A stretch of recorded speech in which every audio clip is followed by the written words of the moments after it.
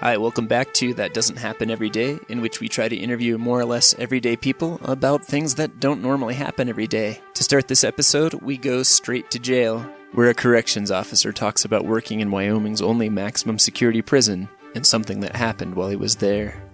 I probably had been on the job 6 months. Our sergeant came and told us that there was a disturbance over in the max yard. So several of us, including my field training officer, ran over there. As I came around the corner, I could see there was an officer who was up against the fence between the 2 yards, and he was getting his head kicked in. This inmate was literally kicking him in the face. Officers were probably outnumbered at that point 2-1. Maybe 3-1. I remember hearing some inmates yell, slurs towards each other or threats towards each other. I had that moment of shock where I paused.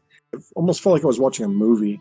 And I don't even remember who it was that came up behind me, but slapped me on the shoulder, said, "Hey, Blair, let's get this going on." And the instant that happened, I snapped out of it. We didn't have any available riot control equipment. Your only real tool is the pepper spray. But we did line up in kind of a modified V almost, and we're able to corner them a little bit. When they realized that the odds were no longer in their favor, they gave up at that point. And we were then commanded to go in and start restraining. I remember putting handcuffs on the first guy that I escorted. My hands were shaky. I was so terrified. I was trying to go back and remember what I'd learned in my training about which way that you're supposed to put the keyholes, and all of that. And I remember seeing them get that officer fairly quickly so they could take him downtown to get medical attention. I don't think his eye ever came out, but my understanding is they crushed the bone around the cheek and up around the eye socket. In corrections, there was kind of a philosophy that if you get assaulted, that was just kind of part of the job. I remember thinking to myself that maybe I chose the wrong line of work, I first met Aaron Blair, the guy who's telling you this story, in 2017 when I was sent to make a documentary about that prison where he worked. Given the story he just told you, and given my own thoughts about what it would be like to be inside of an active prison for the first time, I pictured that all of the corrections officers would be like the drill sergeants I'd known in boot camp. He's retired now, but when he worked in the prison, Aaron Blair was known as Care Blair, because of how he treated people. Today we listen to more of his stories and find out what it's like to be a nice guy in a place where a lot of people aren't very nice. Aaron joins us back on the phone. I was born and raised in Utah, and from a very young age, I wanted to get involved in law enforcement in some form or fashion. I came across an advertisement for the Wyoming Department of Corrections. I started in November of 2000, and I remember the first time I heard the gate close behind me, I kind of shuddered a little bit. There was a little bit of fear because you realize that you don't control that gate opening and closing. Someone else does.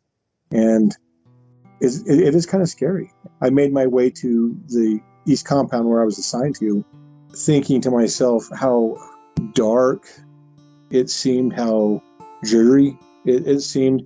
Got assigned my field training officer. The first time me and my field training officer walked into the block to do our regular check, I heard, the inmates were heckling, "Oh, look, it's a fish cop, let's fry him up," trying to intimidate. And it is a bit intimidating that first time. Some of the worst days, boy, that's a good question. And there are a few that I can think of. The fight broke out in one of the rec yards, like 3-on-3 or something like that. And I had an officer with me. And he was really new, and I knew that I could tell that he was scared. And I just told him, I said, "Hey, look, if you and I stick together, no matter what, we'll make it through this. I promise, So I said, just follow me in. I said, 2 in, 2 out. We'll be all right." And there was a moment when I realized that my rookie was not with me, and I was alone, surrounded by probably 15 inmates. So I end up in the middle of this group of inmates. And there was a moment where I thought, "Oh no, I'm done. This is it. This is the end of me." I thought I was going to either die or be seriously hurt. Now, fortunately, even though it seemed like an eternity, it was probably in a matter of seconds. There were other staff that came out, came into the yard, but I was terrified. That one scared me. One of the drawbacks to corrections, you don't always see success stories, of those that you do help. There was an inmate over in medical unit that was known for cutting himself. And I recall one day he got right near his brachial artery. And so as we come in the cell, there's blood everywhere. And myself and my friend are trying to get over to him and get pressure to stop the bleeding. That was another day I wouldn't want to really relive. And I can talk about it now. It took me a long time. Fortunately, he didn't pass away. We saved his life. Because of the way I look, I've been called all kinds of different names. Job of the Hutt, Homer Simpson, and you learn to laugh it off. But I remember there was one guy, as I came up to him, he said, "Hey, Lieutenant, if I tell you something, will you not get offended?" I said, "Well, sure, whatever." And he goes, "Have you ever seen the TV show Family Matters?" I said, "Yeah, the one with Urkel." He goes, "Yeah." He goes, "Man, you look like a white Carl Winslow." And I kind of chuckled because I hadn't heard that one. And you know what? I got to give him credit. That was kind of funny. I was working in C unit. The control officer calls on the radio that the sprinkler had been busted in one of the cells and it was causing the alarm to go off. So myself and another staff member go up in there, and I look in the window there, and there's this kid. He's probably 21, 22, and he just running in the cell going, woo, his hands are just up in the air, just going crazy. And then he goes right to the cell door and then just stops and passes out. Well, we get in there and get him to medical. Well, it turns out that he did a bunch of trading of different things and ended up getting a hold of like 30 nicotine patches. And he put 30 nicotine patches all over his body. He's fortunate that he's alive. I mean, like I said, I kind of look back and laugh now because he looks so ridiculous just running around in that cell. There was an older officer who was just a really good person. And I worked with him every day. And he had some sort of, I don't remember what the condition was he had, but when it first affected him, he was paralyzed, except for he could hear and see everything going on around him for 3 months. And he had recovered from that. And one day he had made the comment to me that he would never go through that again. So at the end of our shift, I said, "Goodbye, I'll see you later." And he said, "Goodbye." And he went home and killed himself because I guess this condition was coming back.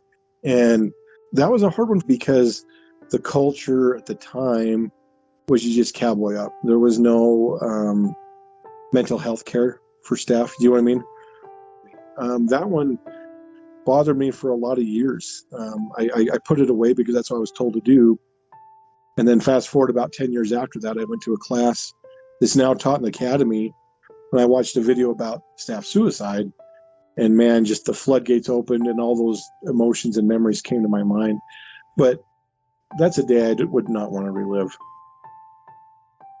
I learned pretty early that if you go in with a badge-heavy attitude in a prison, you are not going to be successful. The inmates will eat you up. Other staff will eat you up. I had done a lot of customer service experience before. I actually found that helped me be successful. I remember one particular day after I'd been promoted, there was an inmate who was having a complete meltdown. They thought for sure they were going to have to do a cell extraction. And when you do a cell extraction, you're not only putting the inmate at risk of harm, but you're putting the staff at risk of harm. I mean, it's a very explosive and dynamic thing. They called me down because they knew I had at least somewhat of a rapport with this offender. And they were suiting up. They were getting ready for the worst. And I went down there and I was able to talk to him. And we talked for, 30, 35 minutes. And I was able to get him to comply with the orders. That was a good day.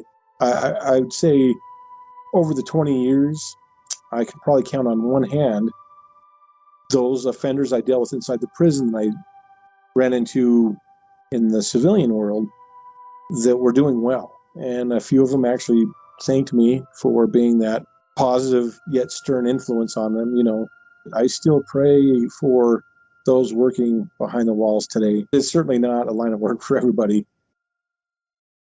I wanted to thank all of you for listening today, and I wanted to thank Aaron for being willing to talk about his time as a corrections officer.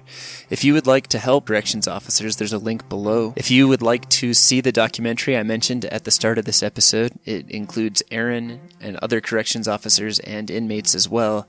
Please click on the link provided in the description or do a search for Echoes from the Wyoming State Penitentiary, North Facility, 1981 through 2001. Hope you come back next week. Thank you.